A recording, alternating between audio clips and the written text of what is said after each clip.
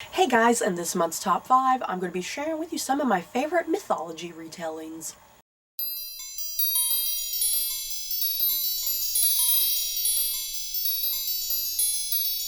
So yeah, that's pretty self-explanatory. All of the books that I'm about to share, they are in some sort of way a mythology retelling.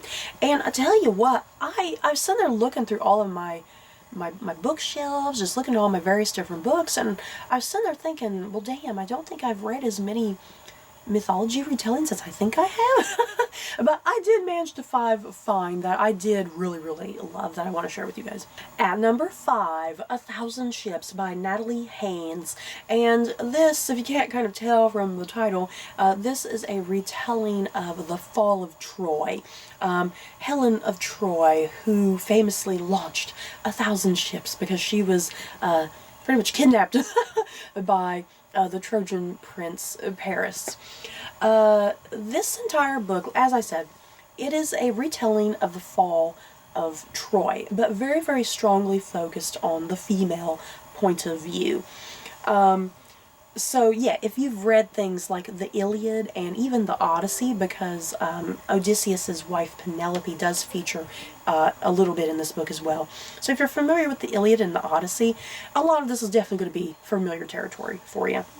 I did really appreciate this book. At first I had a hard time with the book because it kind of wasn't really what I was expecting, because I was expecting a linear retelling of the fall of Troy.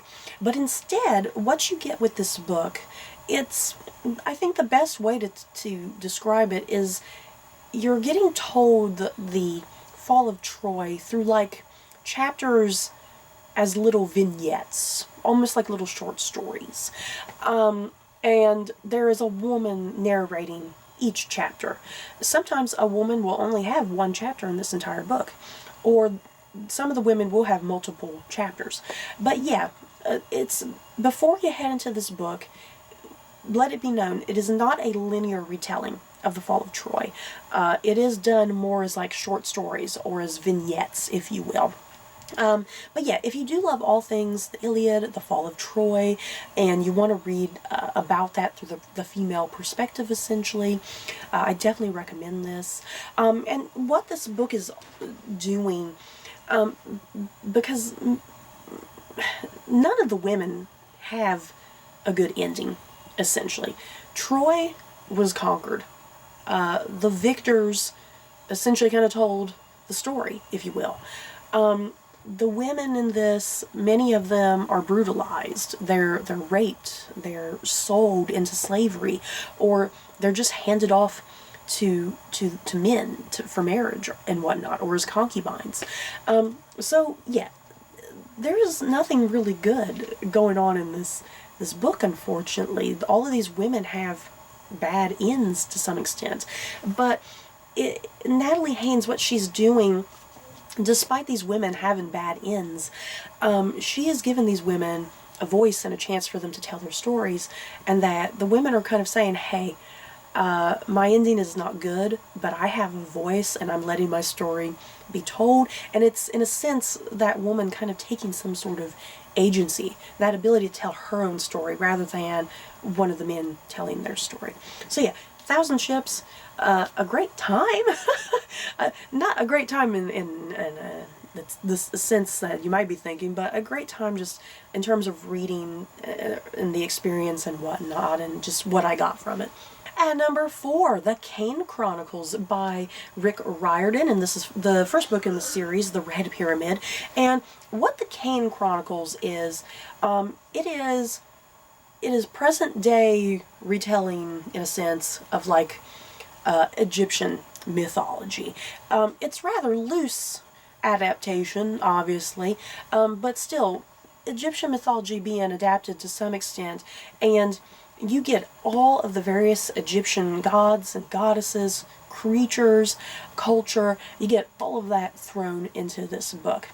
What this first book is about especially, it follows the Kane siblings, a boy and a girl, and they actually don't know their connection to Egyptian mythology and whatnot.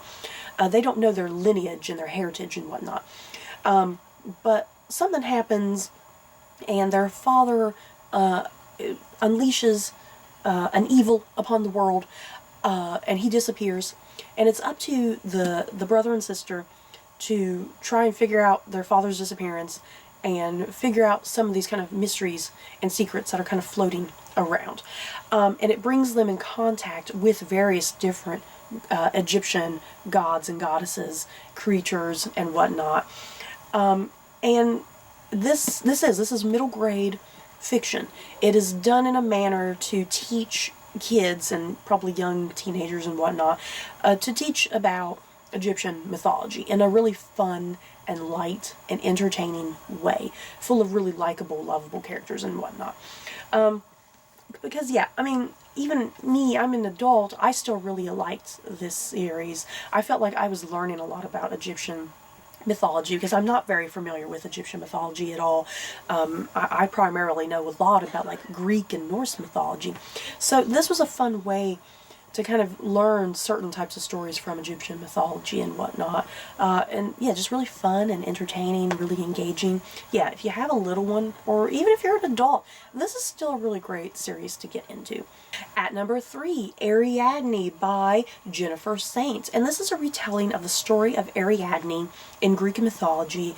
Ariadne is best known for helping the hero Theseus escape the labyrinth that held the threatening Minotaur, and she gives Theseus like a ball of yarn so he can navigate his way through the labyrinth and escape and whatnot.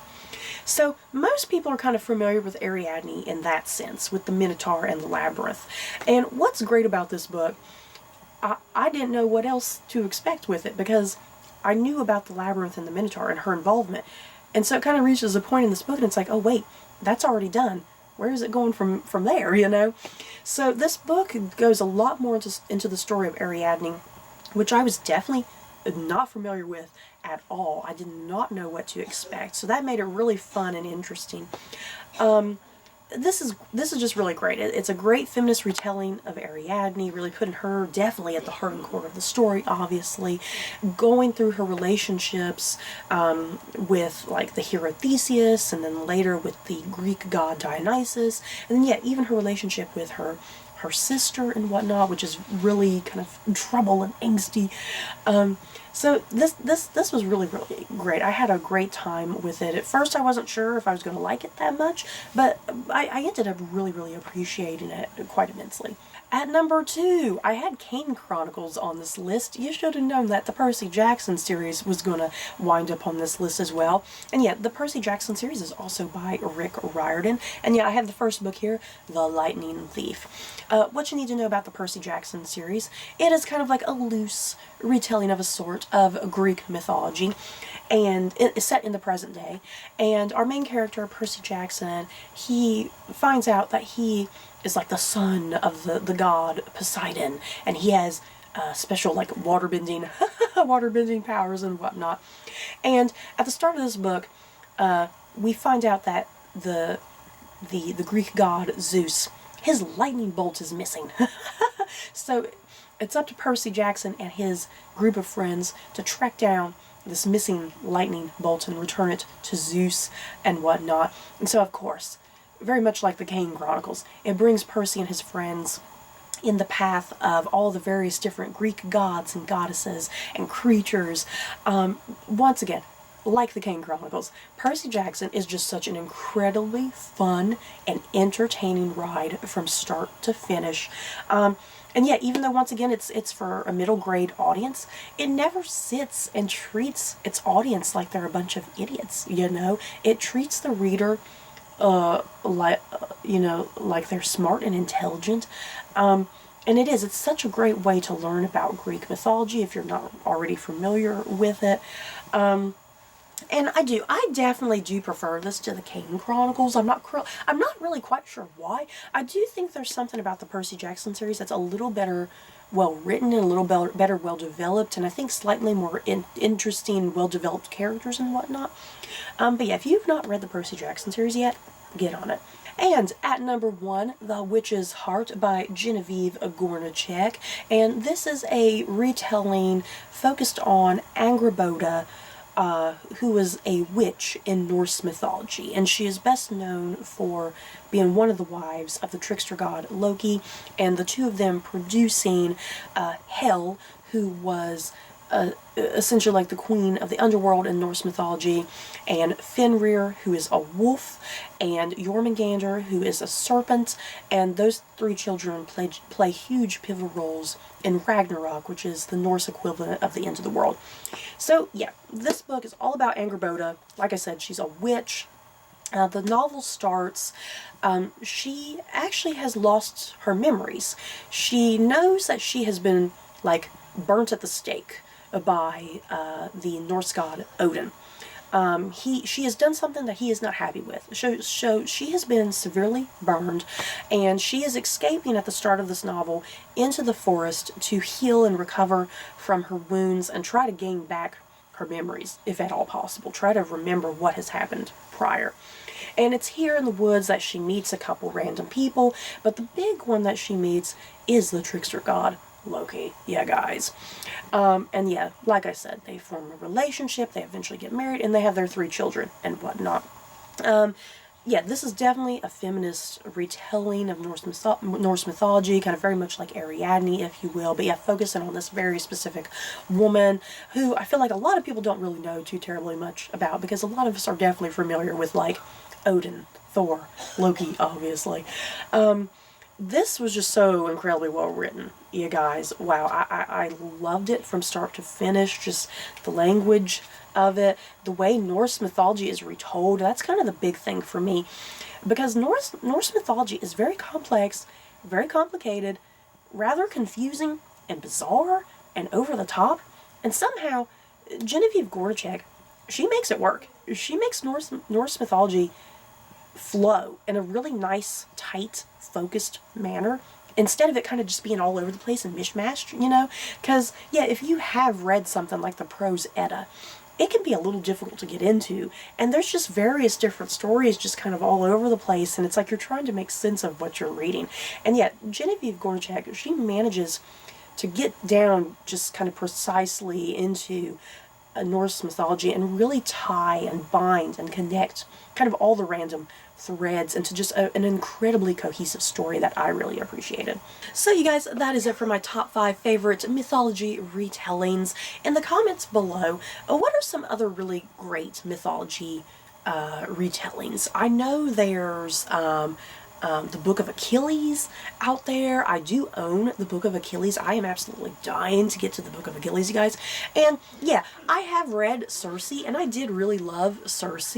I kept going back and forth. I was like, do I want to put Circe on this list? I'm not quite sure. Did I like it that much compared to some of these other ones? So I know there's a lot of other mythology books out there. It's just a matter of I need to either get to them or buy them or whatever. But yeah, if you have a specific favorite, let me know so I can maybe try to get around to it sooner rather than later. So that's it for this video. Don't forget to like, comment, and subscribe. And if you like this video, you may like these other videos. Bye, guys.